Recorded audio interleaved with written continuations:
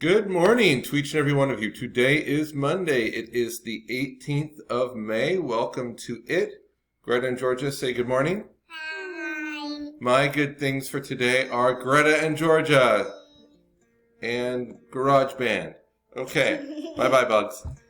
I have some good things to share with you from last week. Your good things from Friday were banana milk, popcorn, boxing, new laptops, the Cats musical, chalk drawing, webtoons.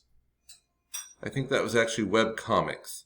Painting nails, graduating, Skylar and Audrey, drawing, and the beach. All right, this will be a rather short video for today. Here is our assignment guide for this week. Today is a social science day, and you are doing your culminating question for Chapter 12, the Protestant Reformation. Let me fix that a little bit right there. Okay, there we go. You will receive this form on Google Classroom. It's entitled Culminating Question, Chapter 12, the Reformation. The directions are, this is your test.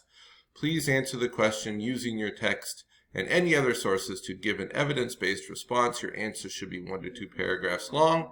And the question is, what were two non-religious effects of the Reformation? Okay, please submit that to me by tomorrow. Let's say 3 o'clock tomorrow I will put as the due time. We only have 8 days of school left.